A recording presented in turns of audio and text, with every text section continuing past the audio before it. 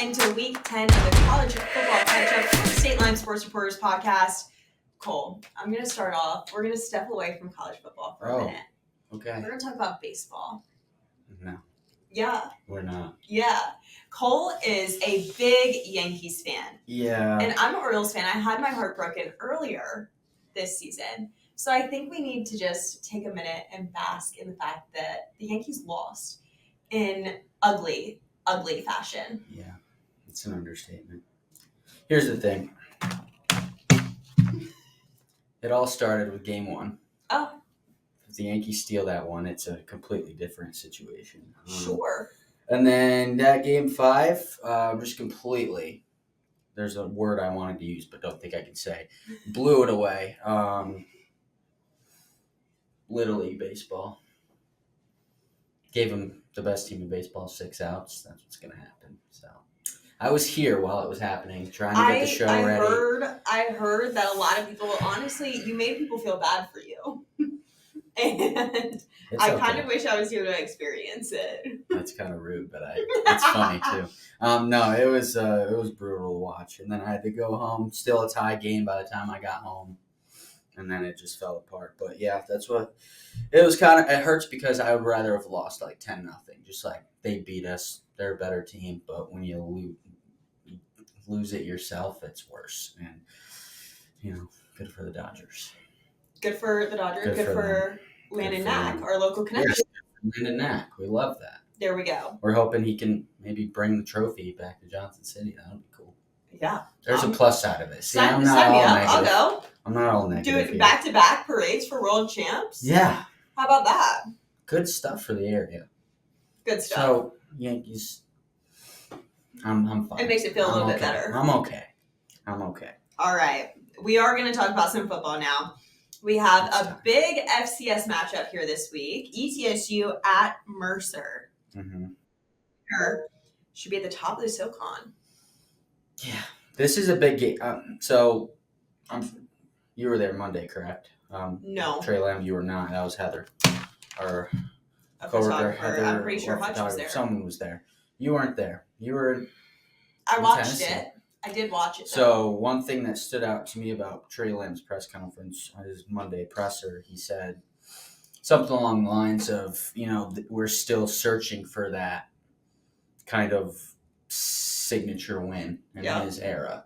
And I think you can't say it any better. He's like the 5 games we've won, we're favored. We're supposed to win those games. And then they are massive underdogs against North Dakota State. Chattanooga game was just a clunker and a tight game. This is where it's like, if they can go win this game on the road and be at the top of the conference, that's your signature win. So I think it's big. I don't know what to expect. Mercer's a very good football team, number 12 in the country, but ETSU being ranked, it's tight. It's going to be a good one. Coach Lamb said it was the only ranked game in the FCS this week. Mm-hmm. I didn't fact check him, so we're just rolling with Coach Lamb on that one. We're going to believe him. But he also has some connections there. He had some family that coached there. He spent some time up in Macon, so he said that there's actually not a game on the schedule that he wants to win more than this one. That's a big statement, too. It is, because they played some big-time games this year. Right. I think if they did win that North Dakota State game, he probably would mark that as the top. Probably, but But this game means a lot to him, so I think there's a lot of emotion going in here. Like Coach Landis said, even from the beginning, back in the off season before the season started, he has a lot of connections to a lot of the SoCon. So like all these games are big, but this one being the top, it's big, and oh boy. It'll be crazy if they can win this game, come back to Johnson City at the top of the conference. We're looking at something that we weren't sure if was going to happen back in June, July. Yeah, it'll definitely be interesting. Both teams have a conference loss. Mercer's is actually to Samford, who ETSU beat, but you really can't play those games of who beat who and who beat who. I mean, that's like going into the SEC and be like, well, Vanderbilt beat Alabama, so Vanderbilt should beat everybody. That's not how it works. Mm-hmm. So it's definitely interesting to see how these two teams will play. ETSU back on the road again. They've done pretty decent on the road so far this season. However, they're still without Cam Lewis. he was supposed to be back last week, wasn't back last week. Right. They do have Irby back. That's going to be big for them, but you need that strong running game for sure. It'll definitely be interesting to see. This will probably be a game that's won in the trenches, and you're going to have to see ETSU's O-line step up to kind of open up that run game for sure. Yeah, and they've done a good job in certain spots this year. And like you said, they have been pretty good on the road. Better, I think, more so than at home this year. So grinded that one out at Wofford last week. It was tight most of the way, and they pulled away at the end. So they have that to take with them into this week as well. Grinding out pulling away on the road. Now you get another road game. Should be fun. It should be fun. It should be. All right, we're going to move on along. Virginia Tech taking a trip up to your alma mater in Syracuse. Up to my country. Yeah, this is, I just said to you before we got on here, this is a interesting game. I think they're both very similar teams. They kind of are on opposite sides here. Syracuse got off to a very good start to the season and just had that slip up to Stanford at home, but until they got the doors knocked off of them at Pitt last week on that Thursday night game with 3 pick sixes, Syracuse has had a good start. Virginia Tech, on the other hand, had the tough start, and they've been playing lights out the last kind of. I want to say lights out. They've been winning. They haven't played lights out. That's the wrong word. They struggled. They've been playing a lot better the last few weeks. So it's kind of a tale of that, like, can Tech keep that up on the road, or can Syracuse bounce back? So I don't know. It's very similar teams. I think the main thing in here is if Syracuse defense can stop Bashal Tootin in that. It's also, is Bashal Tootin truly at full strength? Right. He wasn't in blue in practice, so he is, portraying himself as being at full strength, but he did definitely go down and lay down on the ground for quite a bit last Saturday against Georgia Tech. The Hokies didn't play great last Saturday against Georgia Tech at all. But this one is definitely interesting. Syracuse still 5-2. They have the better record. Like you said, quarterback threw 3 picks, 6. He actually threw 5 total. No touchdowns, 5 interceptions. That is an ugly, ugly line. It's ugly. And then when we look back to last year, it's so hard because with the transfer portal and how different the landscape of college football is, you kind of really can't compare season to season. Yeah. Like, you can compare some, but, Virginia Tech absolutely dominated Syracuse last year on a Thursday in Blacksburg. But that's also in Blacksburg. You take this game up to Syracuse, and Virginia Tech hasn't won in the Dome since 2000. I wasn't even born when the last time Virginia Tech won up there. I'm pretty sure Mike Vick was the quarterback back then. Yeah. That's a while. Yeah. Tell me about it. Couple of decades. 24 years. So, and that's where, like you said, you can't really put too much into that. It's a year-to-year kind of deal, but it's been so long. I think Tech, if you're asking me, just as being a long-time Syracuse guy, these are the games that Syracuse doesn't win. See, my thing is like, not being a Syracuse person, I think every team I root for, every team that I follow that goes up to the Dome, I'm always scared. It's like something about, I don't even know what it is about making the trip up there. Just because the one time Syracuse beat Clemson and rushed the field? I know. Hey, they gave us trouble too. We had to bring in a backup quarterback against Syracuse too. And like I said, Virginia Tech hasn't won there since 2000. It can be a tough place to play. It is a tough place to play. It's just Syracuse has been so bad for so long. Yeah, that's valid. This is one of the best teams they've had. Probably, I'd say their 3rd best team they've had in the last decade. Plus, probably dating back to 2012 or so, around that area. So they're trending in the right direction. But yes, it is a tough place to play if they can pack the Dome. Sometimes they struggle packing it. It's not like Virginia Tech. Or Tennessee. Even ETSU sells out stadiums. I know.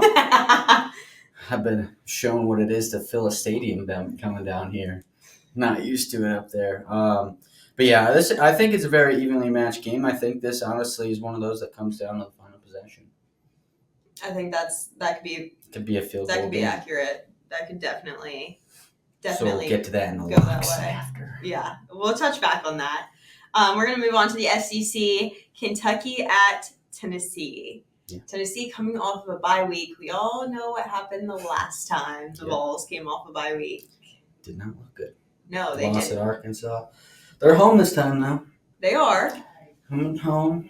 Where the rumors are that they pump extra crowd noise into that stadium. What do you think about that? That's complete BS if you ask me. Down on the field, that is all Vols There are fans. 102. It's 102,000 people. 102. That's going to be loud. You don't need to pump extra noise in. No. I don't know if they're talking about the music that they play. Everyone plays music before a snap. Yeah. I don't know. That was ridiculous. I don't know. I think that was just Kalen DeBoer being a little baby. But, excuses. They're back home. Third game of a 4-game home stretch. I think this is probably where we get peak Tennessee at. You think this is where I mean, in all reality, it needs to be when everything comes together. They've had both their bye weeks. They need to be full steam ahead for the rest of the season. The true key is going to be scoring early. They did that early in the season against nobodies. Get into SEC play, kind of started struggling with that. And so it's like, really rough. Have they taken the steps to improve and do what they need to do? I mean, against Alabama, turnover. It was so ugly on both sides. Yeah. But their defense kept them in that game. You need the offense to start making a name for themselves early. Yeah, they need to click early because if you fall behind once you flip the calendar to December and they're in the college football playoff, they're going to get the doors beat off of them by a good team. So, yeah, they need to come out strong. I think this is where, like you said, they've struggled to score early, and that's why we've had a back-to-back very tight games down to the final plays, even an overtime game. I think this is where we finally get a Tennessee thumper. That's just my bold take. It's really tough because Kentucky, I thought Kentucky was going to be better. Kentucky's so back and forth, though, because Kentucky took Georgia to the last place of the game. Mm-hmm. And so it is really tough. When I was, researching the games, I did look at an article from a paper in Lexington. They compared every position group. On paper, they gave Tennessee the upper hand in every single position group. So if your own coverage is being like, ooh, I don't think you have any edge, it's not looking good. Yeah. But like we said, I mean, I think Tennessee is definitely the better team again than Arkansas, and they lost to Arkansas coming off an open date. So I don't think that Josh Heupel has his team come out and lose off of an open date 2 times in one season. I don't see that happening. And they still have Georgia on the schedule coming up here. They can't afford to lose. Yeah, they're too good of a team to pull off 2 clunkers out of a bye, so an open week. So, yeah, I know where I stand on this one. Be there tomorrow, hopefully.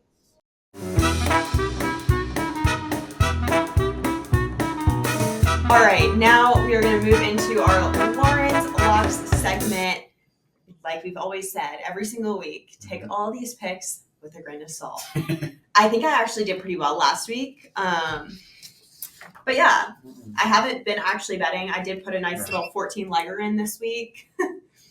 Probably you got me last week on you took A&M over LSU. Oh, I took LSU. You did take LSU. Unfortunate. Yeah. I also think I said Texas was going to blow out. And Vandy, I think I said that Vandy was going to cover that. That's what I'm saying. I think I did pretty well overall. You had a good week. All right, make it 2 straight. Let's make it 2 straight. So ETSU Mercer can't quite find a line. I think Coach Lamb said that it was probably going to be like a touchdown favored for Mercer. So what are you thinking there?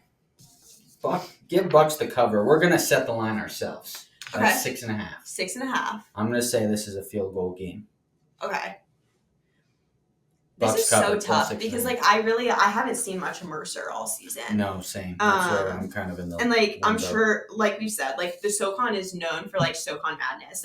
There's always weeks in the season where so many unlikely wins happen. Mm-hmm. And I'm not saying that ETSU winning this game is unlikely. I don't think that it's that far of a stretch to go on and say that ETSU could win this game. But part of me just wants to roll with the Bucks. I don't know. Might be a little delusion, but I think we're rolling with the Bucks. Perfect.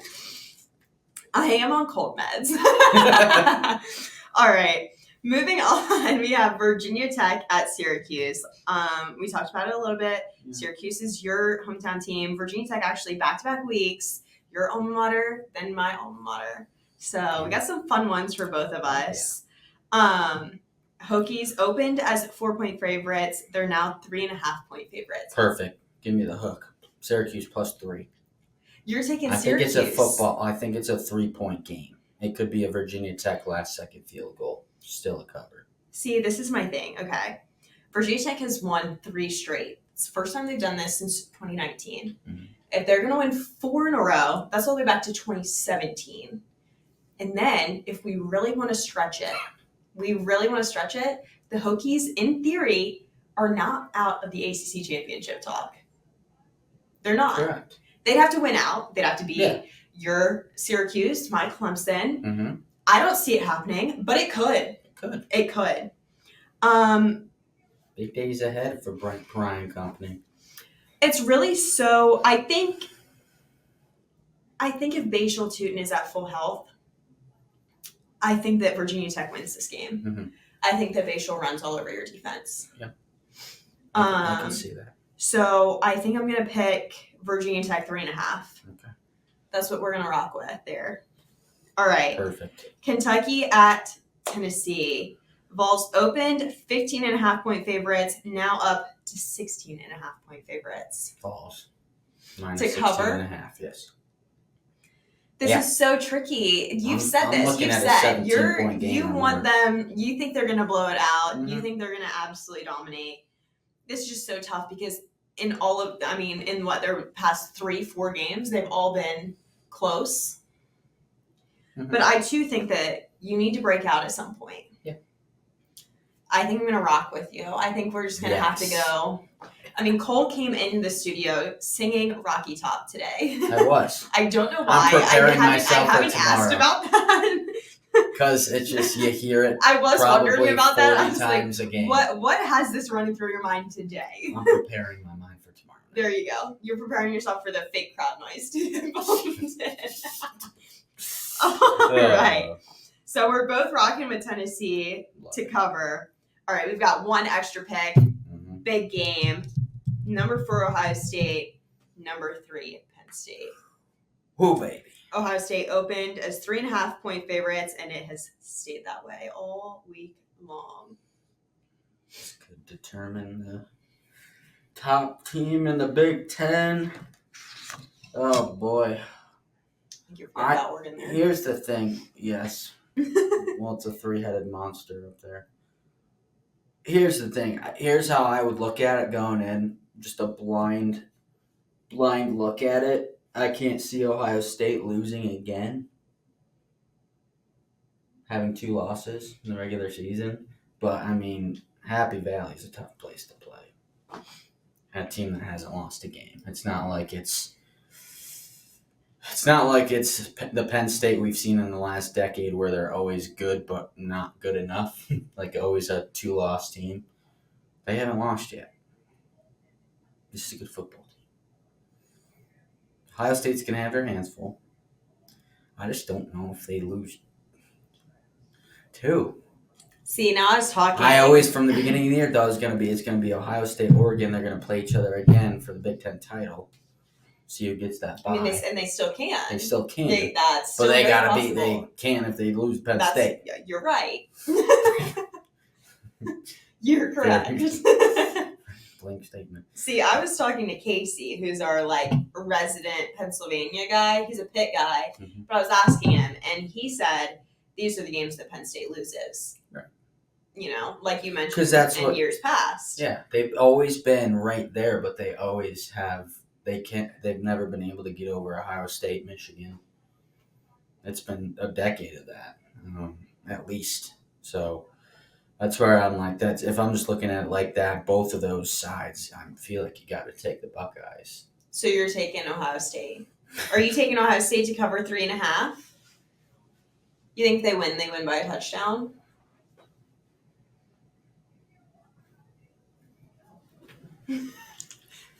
It's not that deep. It's deep. No, yeah. I think so. So you're taking Ohio State to cover. I think it's a one-score game, yeah. Okay. I've gone all underdogs this week. I got to go with a favorite. I got to go chalk at some point. Okay. I got 3 underdogs. There's my favorite. Oh, no, I don't. I had Tennessee, too. Or 2-2. Dang it.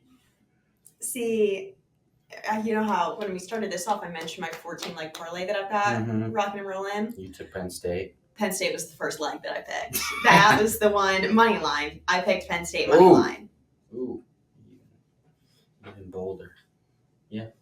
Because they're not favored. I think at home, the thing is it's so tough because Ohio State, in my eyes, has played terribly in a lot of games. They've won because they're Ohio State. They have talent. They have all the 5-stars. They're able to overcome it. Right. So it's like tough because I'm like, after struggling to a team like Nebraska, do you come back and absolutely beat the brakes off of Penn State, or are you still that bad team that struggled against Nebraska?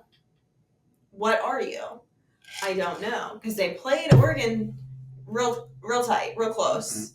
Definitely should have won that. I picked them to win, even though I absolutely did not want to. Right. And I'm not going to do that again.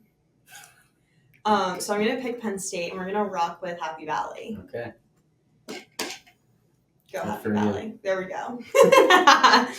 All right, that's going to wrap up week 10 of the college football catch-up. Like Cole mentioned, he will be out at Tennessee. I'll be stepping away, so no Lauren tomorrow. So sorry to disappoint. but we will have plenty of college football coverage for you tomorrow, and then come back next week for more from next week's games.